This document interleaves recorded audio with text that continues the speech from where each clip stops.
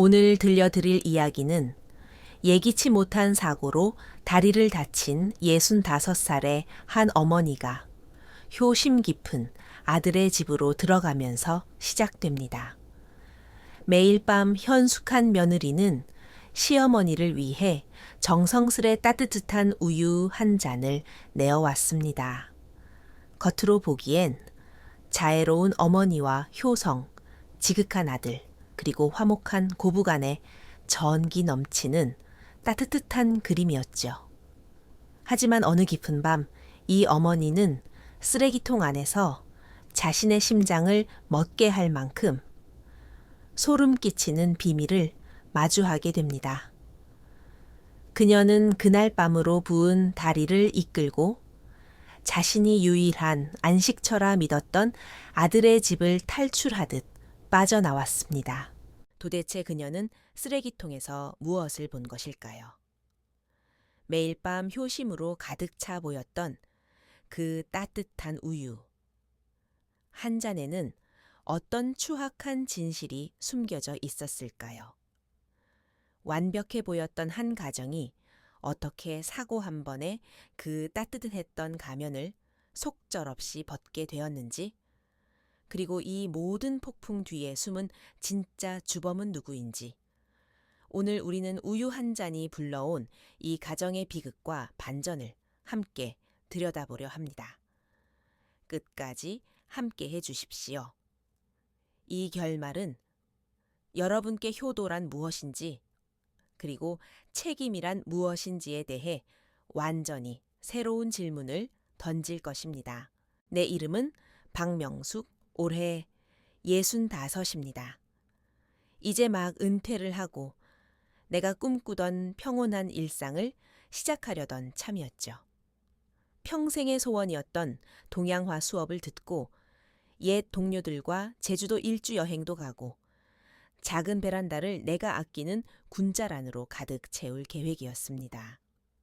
하지만 갑작스러운 사고는 내 모든 계획을 산산조각 내버렸습니다. 그날 저녁 서울에는 요란한 소나기가 쏟아졌습니다. 내가 사는 오래된 아파트 계단에는 빗물이 조금씩 새어들었죠. 시장에서 사온 식재료를 들고 올라가던 나는 그만 미끄러운 무릉덩이를 밟고 속수무책으로 굴러떨어지고 말았습니다. 의사의 진단은 왼쪽 발목 골절이었습니다. 의사는 박 여사님 골다공증 증세가 있으니 이번 골절은 최소 3개월은 절대 안정을 취해야 합니다. 절대로 발의 무게가 실리게 해서는 안 돼요 라고 신신당부했습니다. 하나뿐인 아들 지훈이는 연락을 받자마자 판교에서 병원까지 한달음에 달려왔습니다. 병상에 누워 섰고 깁스를 한 채 다리를 높이 매달고 있는 나를 보며 지훈이는 눈시울을 붉혔습니다. 엄마, 지훈이가 내 손을 꼭 잡으며 단호하게 말했습니다. 혼자 계시는 걸 우리가 어떻게 마음 편히 보고 있겠어요. 당분간 저희 집으로 가요. 서연이가 있으니 엄마를 잘 돌봐줄 거예요. 아이들에게 폐를 끼치고 싶지 않아 거절하려 했지만 아들의 간절한 눈빛을 보니 차마 말이 떨어지지 않았습니다. 얼마 지나지 않아 며느리 서연이도 병원에 도착했습니다. 단정한 오피스룩 차림인 걸 보니 회사에서 바로 온 모양이었습니다. 서연이는 병상 곁으로 다가와 예의 바르게 목례를 할 뿐 얼굴에는 별다른 표정이 없었습니다. 나를 데려가겠다는 지훈의 결정에 서연이는 찬성도 반대도 하지 않았습니다. 그저 내 깁스한 다리를 흘끗 보더니 덤덤하게 한마디 했을 뿐입니다. 어머님, 집에 손님방은 비어 있어요. 그 말투에서 느껴지는 묘한 거리감. 그것은 거절도 환영도 아니었습니다. 그저 알겠어요 하지만 너무 오래 계시진 마세요 라고 말하는 듯 했습니다. 지훈이는 아내의 표정을 알아채지 못한 채 퇴원 수속을 밟느라 분주했습니다. 그 순간 내 마음은 참으로 복잡했습니다. 감동과 함께 형용할 수 없는 압박감이 밀려왔죠. 집으로 향하는 차 안에서 지훈이는 끊임없이 말했습니다. 엄마 걱정 마요. 필요한 건 다 있으니까. 서연이한테도 내가 잘 말해둘게요. 나는 고개를 끄덕이며 창밖으로 흐릿하게 지나가는 서울의 야경을 바라보았습니다. 판교에 위치한 아들의 집은 신축 대단지 아파트였습니다. 엘리베이터에선 은은한 향기가 났고 복도는 밝고 깨끗했으며 바닥은 빛이 났습니다. 내가 살던 낡은 아파트와는 전혀 다른 세상 같았죠. 지훈이는 손님방을 깨끗이 치워두었고 내가 오르내리기 편하도록 낮은 침대까지 새로 들여놓았습니다. 내 짐을 하나하나 정리하며 세심하게 나를 살폈습니다. 하지만 서연이는 그저 문가에 팔짱을 끼고 서서 지훈이가 하는 양을 지켜볼 뿐 손 하나 거들지 않았습니다.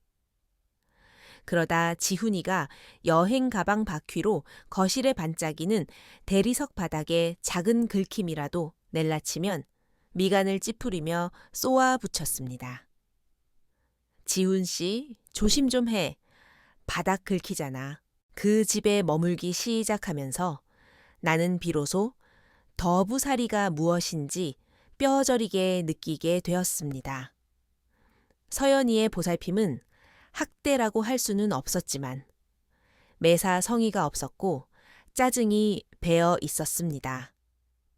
내 식사는 대부분 편의점 도시락이나 배달 앱으로 시킨 기름지고 짠 음식들이었습니다.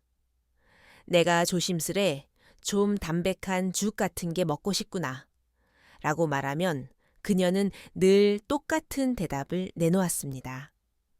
어머님 죄송해요. 저도 퇴근하고 오면 민준이 숙제 봐주느라 정신이 없어서 따로 요리할 시간이 없어요. 그냥 대충 좀 드셔주세요. 그녀가 입에 달고 사는 말은 바쁘다는 것이었습니다. 매일 아침 화려하게 화장을 하고 출근했다가 밤늦게 높은 구두 소리를 내며 돌아오는 그녀의 얼굴엔 확실히 피로가 가득했습니다. 시어머니 된 입장에서 차마 더는 요구할 수가 없었죠. 유일하게 변치 않는 다정함이 있다면 그것은 그녀가 매일 밤 잠들기 전 나에게 가져다주는 따뜻한 우유 한 잔이었습니다. 그녀는 우유컵을 내 협탁 위에 올려두며 사무적인 말투로 말했습니다. 어머님, 의사 선생님이 골다공증엔 칼슘 보충이 중요하대요. 이거 드시고 일찍 주무세요. 그리고는 내 대답도 듣지 않은 채 방을 나갔습니다. 그 우유 한 잔만이 그 집에서 내가 느낄 수 있는 유일한 보살핌처럼 느껴졌습니다. 그러나 수면 위에 있는 작은 파동처럼 미묘한 이상함이 내 마음속에 번지기 시작했습니다. 우선 맛이 이상했습니다. 평생 우유를 마셔온 나는 브랜드마다의 맛을 잘 압니다. 그런데 서연이가 주는 우유는 말로 설명하기 힘든 퀴퀴한 냄새가 났습니다.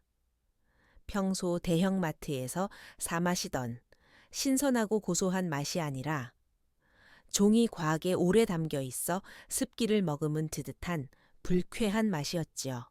하루는 손주 민준이가 방에 들어와 블록놀이를 하다가 협탁 위에 우유를 보고 물었습니다. 할머니, 이거 뭐야? 내가 웃으며 우유란다.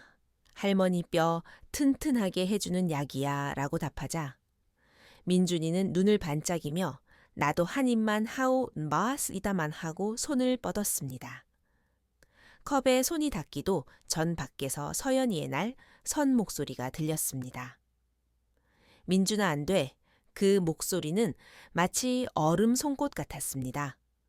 그녀는 방으로 들어와 우유 컵을 화액 채가며 나직하게 말했습니다. 이건 할머니 건강 때문에 드리는 거야. 애들은 함부로 마시면 안 돼. 민준이는 깜짝 놀라 내 곁으로 물러났습니다. 내가 당황해 괜찮다 한 모금 마신다고 큰일 나겠니? 라고 중재했지만 서연이는 굳은 표정으로 애들 함부로 마시면 설사해요. 라고 말하며 컵을 다시 탁자 위에 정성스레 올려두고 나갔습니다. 그녀의 뒷모습을 보며 나는 형용할 수 없는 불안감을 느꼈습니다. 컵에선 여전히 김이 모락모락 났지만 그 퀴퀴한 냄새는 더욱 짙어진 것 같았습니다. 시간은 흘러 밤 9시 반만 되면 어김없이 그녀가 문을 두드렸습니다. 어머님, 칼슘 보충할 시간이에요. 하지만 나는 갈수록 입맛이 떨어졌고 배는 늘 가스가 찬 듯 거북했습니다. 때로는 가벼운 복통과 설사도 동반되었죠. 나는 그저 약 부작용이거나 몸이 약해져서 그런 줄로만 믿고 누구에게도 말하지 않았습니다. 그러던 어느 날 나는 참다 못해 서연이에게 물었습니다. 서연아, 이 우유는 어디 브랜드니 맛이 좀 독특하구나. 그녀의 손이 잠시 멈칫하더니 이내 미소를 지었습니다. 아, 예전에 사둔 멸균 우유예요. 아직 남은 게 있어서요. 나는 고개를 끄덕였습니다. 아, 멸균 우유라 맛이 좀 다르구나. 그녀는 어쨌든 칼슘만 있으면 되잖아요. 라고 툭 내뱉고는 나가버렸습니다. 다 마시지 못한 우유는 식으면서 하얀 막이 형성되었습니다. 그 액체를 바라보고 있자니 그것이 우유가 아니라 관심과 소외 사이 그 어딘가에 있는 기괴한 물질처럼 느껴졌습니다. 사건이 터진 그날 밤, 나는 발목의 통증 때문에 잠에서 깼습니다. 밖에는 바람이 거세게 불었고 창문이 덜컹거렸습니다. 협탁 위 우유는 한 모금 남은 채 회색빛으로 변해 있었습니다. 깁스 속의 발은 퉁퉁 붓고 뜨거웠습니다. 통증 때문에 온몸에 식은땀이 흘렀고 나는 물을 한 잔 마시기 위해 조심스레 지팡이를 짚고 침대에서 내려왔습니다. 거실의 미등이 복도를 주황 빛으로 물들이고 있었습니다. 주방으로 들어가 수도꼭지를 트니 물소리가 정적 속에 크게 울렸습니다. 물을 한 잔 마시고 수도를 잠그려던 찰나 싱크대 옆 하얀 쓰레기통이 눈에 들어왔습니다. 뚜껑이 반쯤 열려 있었고 그 사이로 구겨진 우유팩 하나가 삐져나와 있었습니다. 낯익은 파란색과 흰색의 디자인. 내 심장이 요동치기 시작했습니다. 나는 허리를 숙여 그것을 꺼냈습니다. 손가락 끝에 닿는 느낌이 끈적거리고 차가웠습니다. 납작하게 눌린 우유팩 옆면에 유통기한 표시를 확인하기 위해 휴대폰 플래시를 비추었습니다. 작은 검은 글씨가 내 시야에 들어왔습니다. 유통기한 2024-08-15. 내 손가락이 순간 얼어붙었습니다. 오늘은 2024년 12월 10일이었습니다. 4개월. 장장 4개월이나 지난 우유였습니다. 그 날짜는 희미한 불빛 아래서 내 심장을 찌르는 칼날처럼 선명했습니다. 숨이 막혀왔습니다. 머릿속으로 지난 한 달간의 기억이 주마등처럼 스쳐 지나갔습니다. 퀴퀴한 냄새가 나던 우유 서연이가 매일 밤 억지 미소를 지으며 내밀던 컵 민준이가 마시려 할 때 날카롭게 제지하던 모습. 이건 할머니 건강 때문이야 라던 그 소름 끼치는 말. 그리고 지난 한 달간 나를 괴롭혔던 복통까지. 모든 조각이 맞춰졌습니다. 위장이 뒤틀리며 구역질이 올라왔습니다. 손에 들고 있던 우유팩이 바닥으로 툭 떨어졌습니다. 남은 액체가 내 슬리퍼 옆으로 튀었습니다. 시큼하고 비릿하며 곰팡이 핀 단내가 확 풍겨왔습니다. 나는 입을 틀어막고 눈물을 쏟았습니다. 내가 며느리의 지극한 보살핌이라 믿었던 그 칼슘 우유는 사실 유통기한이 4개월이나 지나 버려야 마땅한 쓰레기였습니다. 나는 차가운 싱크대에 기대어 하얗게 질린 손가락으로 조리대를 움켜쥐었습니다. 가슴이 꽉 막혀 숨을 쉴 수가 없었습니다. 도대체 왜 나한테 이런 짓을, 서연이가 냉담하고 까칠한 줄은 알았지만 이런 식으로 나를 대할 줄은 꿈에도 몰랐습니다. 이것은 단순한 짜증이 아니라 명백한 경멸이었습니다. 그 우유는 단순한 음료가 아니라 나에게 보내는 신호였습니다. 당신은 이 집에서 버려져야 할 짐 덩어리일 뿐이라는 잔인한 선언 말입니다. 나는 떨리는 손으로 우유팩을 움켜쥐고 방으로 돌아왔습니다. 분노와 서러움 그리고 치욕이 뒤섞여 가슴속에서 소용돌이쳤습니다. 창밖의 바람은 더욱 거세졌고 나뭇가지가 유리창을 긁어댔습니다. 밤이 이렇게 길게 느껴진 적은 없었습니다. 다음 날 아침 8시경 지훈이는 거실에서 신문을 보고 있었습니다. 서연이는 주방에서 달걀을 굽고 있었죠. 팬 위에서 기름이 지글거리는 소리가 났습니다. 나는 지팡이를 짚고 다가가 탁자 위에 비닐봉지 하나를 내려놓았습니다. 지훈아, 내 목소리가 떨리는구나. 이것 좀 봐라. 지훈이가 의아한 표정으로 봉지 안을 보더니 멈칫했습니다. 이게 뭐예요, 엄마? 어제 드신 우유팩이에요. 나는 그 날짜를 가리켰습니다. 지훈이의 눈빛이 순식간에 변했습니다. 2024년 8월 15일. 그는 얼굴이 하얗게 질려 나를 올려다보았습니다. 엄마, 이게 어떻게 된 거예요? 나는 심호흡을 하며 답했습니다. 네 아내에게 물어보렴. 그 애가 가장 잘 알 테니. 서연이가 달걀을 굽던 손을 멈춰갔습니다. 팬 위에선 연기가 피어올랐죠. 그녀는 돌아보며 눈썹을 살짝 치켜 세웠습니다. 그 표정은 소름 끼칠 정도로 차분했습니다. 어머님, 무슨 말씀이세요? 지훈이가 우유팩을 그녀의 눈앞으로 들이밀며 낮은 목소리로 물었습니다. 서연아, 설명해봐. 유통기한이 4개월이나 지났어. 주방에는 정적이 흘렀습니다. 서연이는 우유팩을 보지도 않은 채 무미건조하게 말했습니다. 내가 준 거 맞아요. 날짜를 확인 안 했다는 거야. 지훈의 목소리에 화가 섞였습니다. 서연이는 마침내 뒤를 돌아보며 우리를 차갑게 쏘아보았습니다. 지훈 씨, 우유 좀 상했다고 어머님이 돌아가시기라도 했어. 멀쩡하게 살아계시잖아. 내 가슴이 무너져 내렸습니다. 그녀는 말을 이었습니다. 그 한 박스 그대로 두면 버리는 거잖아. 돈 아깝게 그걸 왜 버려 아까워서 드린 거야. 지훈이가 고함을 쳤습니다. 우리 엄마가 마시는 거라고? 어떻게 그런 소리를 해? 알아, 싫으면 당신 집으로 가시라고 해. 서연이의 목소리가 터져 나왔습니다. 나는 떨리는 목소리로 겨우 물었습니다. 서연아, 내가 너한테 뭘 잘못했니? 왜 나한테 이러는 거니? 주방의 공기가 팽팽해졌습니다. 서연이는 나를 쏘아보며 그동안 억눌러 왔던 피로와 분노를 쏟아냈습니다. 지훈 씨, 당신이 이 한 달 동안 어머니를 위해 뭘 했는데?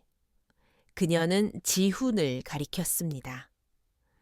어머니 약 발라드리고 밤중에 화장실 모시고 가고 몸 닦아드리고 옷 갈아입혀 드린 거 다 나야. 당신은 퇴근하면 서재로 쏙 들어가서 엄마한테 안부 몇 마디 묻는 걸로 효도 다 한 줄 알지. 지훈이는 당황해.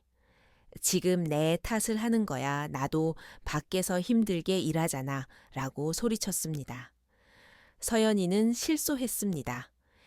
대한민국 사람 중에 일 안 하는 사람 있어. 당신은 효도라는 말만 번지르르하게 늘어놓고 실제 노동은 다 나한테 떠넘겼어. 내가 힘들 때 당신이 한 번이라도 고생한다 말해줬어. 내가 요리 하나 실수하고 말 한마디 잘못하면 당신은 엄마 눈치 보느라 나를 잡아먹을 듯이 노려봤잖아. 나는 지팡이를 짚은 채 만견자실하게 서 있었습니다. 입술은 바짝 말랐고 목소리는 가늘게 떨렸습니다. 그래서 나한테 상한 우유를 먹이며 보복한 거니. 서연이는 잠시 멈칫하더니 이내 눈빛을 굳혔습니다. 아무 일 없었잖아요. 그 말은 뭉툭한 칼날처럼 내 가슴을 헤집었습니다. 나는 헛웃음을 지었습니다. 그래, 내가 안 죽었으니 잘못이 아니라는 거구나. 나는 지금까지 한 번도 가까워진 적 없던 며느리의 얼굴에서 지독한 고집과 피로를 보았습니다. 긴 침묵 끝에 내가 물었습니다. 서연아, 너에게 난 도대체 어떤 존재니? 그녀는 바로 대답하지 못하다가 이내 중얼거렸습니다. 거절할 수 없는 끔찍한 책임감이요. 그 한마디는 내 뺨을 후려치는 손바닥 같았지만 동시에 그녀를 이해하게 만들었습니다. 아들은 효도를 외치며 도망쳤고 며느리는 내 곁에서 마음의 문을 닫은 채 썩어가고 있었습니다. 나는 그들에게 그만하라고 말했습니다. 이것은 누구의 옳고 그름을 따지는 싸움이 아니라 오랫동안 억눌려온 삶의 충돌이었습니다. 나는 서연이를 보며 떨리는 목소리로 말했습니다. 네가 고생한 거 나도 안다. 하지만 왜 말하지 않았니? 왜 이런 비겁한 방식으로 나를 대했어? 그냥 힘들다고 말할 수는 없었니? 서연이는 눈물을 쏟으며 소리쳤습니다. 말해도 아무도 안 들어주니까요. 나는 깨달았습니다. 내 효자 아들은 사실 비겁한 회피자였고 며느리는 독이 바짝 오른 피해자였다는 것을요. 나는 그들에게 오늘은 이만하자고 하고 방으로 들어왔습니다. 깁스한 다리 위로 쏟아지는 햇살이 시리도록 아팠습니다. 나는 곧장 친구 영희에게 전화를 걸었습니다.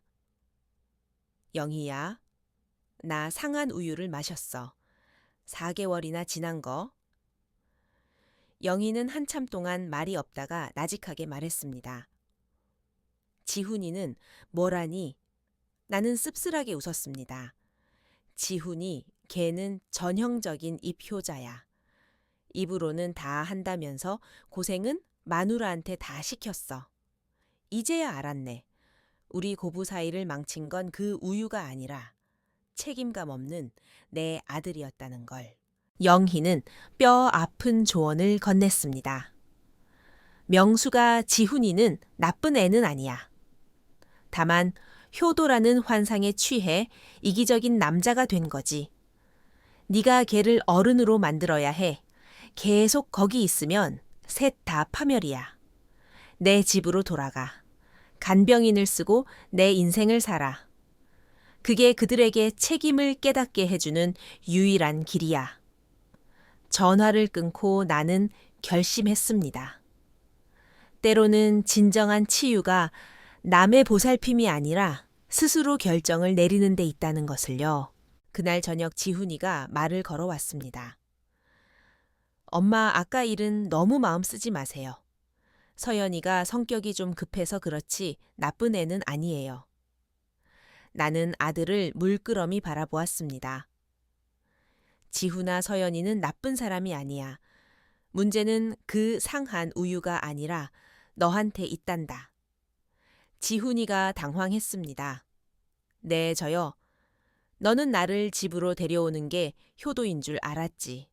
그리고 집안일은 당연히 아내 몫이라고 생각했고 효도와 사랑은 말로 하는 게 아니라 행동으로 하는 거야. 너는 너무 오래 부재중이었어, 지훈아. 너는 네가 책임감이 강한 줄 알지만 사실 넌 아무것도 손대지 않았고 아무것도 책임지지 않았어. 지훈이의 입술이 파르르 떨렸습니다.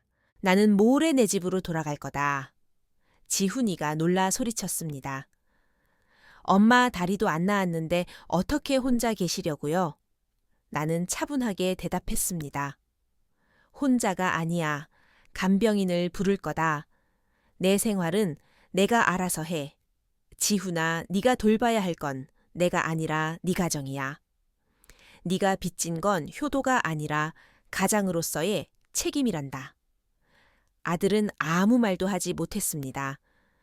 주방 문가에서 서연이가 눈물이 그렁그렁한 채 서 있었습니다. 나는 방으로 돌아와 문을 닫았습니다.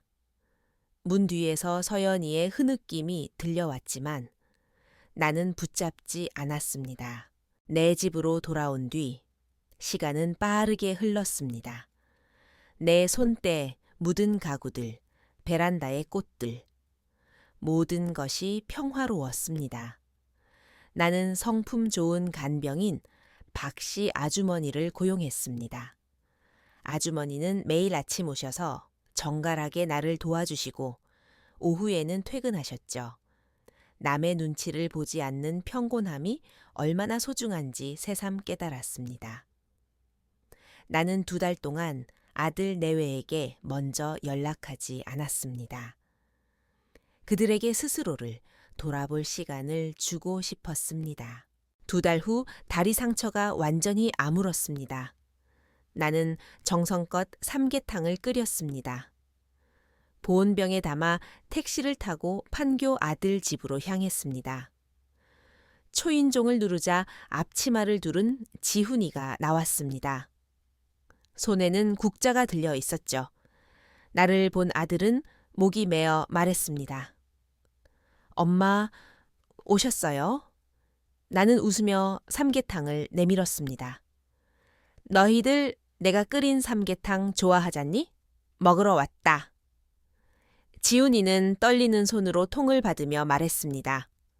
엄마, 죄송해요. 서연이도 달려나와 내 손을 맞잡았습니다. 어머님, 다리는 다 나으신 거예요? 연락 주시면 저희가 모시러 갔을 텐데 주방에선 맛있는 냄새가 났습니다.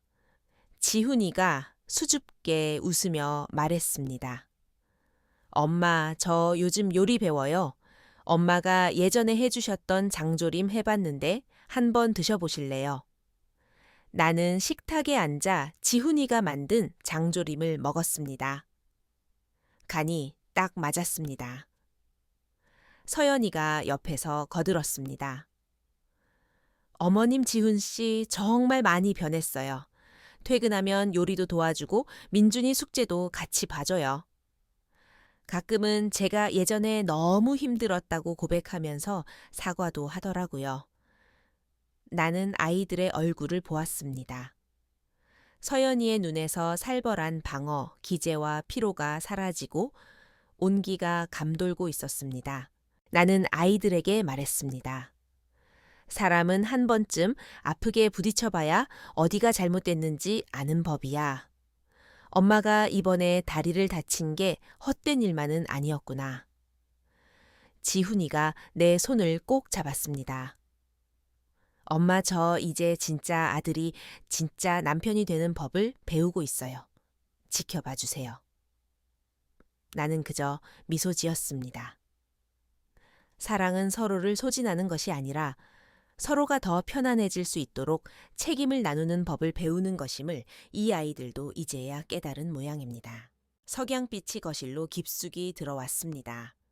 내 손에 든 빈 삼계탕 통이 따스하게 느껴졌습니다. 이것이야말로 노년에 마땅히 누려야 할 평온한 빛이 아닐까 생각했습니다. 박명숙 여사의 이야기는 여기서 끝이 납니다. 따뜻한 우유 한 잔에서 시작되어 한 가정의 무너진 균형을 바로잡기까지 그녀의 선택은 우리에게 깊은 울림을 줍니다. 여러분은 그녀의 마지막 결단에 대해 어떻게 생각하시나요? 누군가는 유산과 재산을 담보로 아들을 교육한 것이 너무 냉정하다고 할지 모르지만 또 누군가는 말뿐인 효도와 원망만 남은 가정을 구제할 가장 확실하고 현명한 방법이었다고 말할 것입니다. 이 비극의 진짜 주범은 누구일까요? 상한 우유를 준 며느리일까요? 아니면 모든 책임을 아내에게 미룬 채 도망쳤던 아들일까요? 우리 삶에서도 이처럼 책임과 헌신이 불균형을 이룰 때 우리는 어떤 선택을 해야 할까요? 여러분의 소중한 의견을 댓글로 남겨주세요. 진정한 사랑은 말로 하는 것이 아니라 함께 짊어지는 책임으로 증명되는 것임을 잊지 마시길 바랍니다. 오늘 이야기가 유익하셨다면 구독과 좋아요 부탁드리며 더 깊이 있는 이야기로 다시 찾아뵙겠습니다. 감사합니다.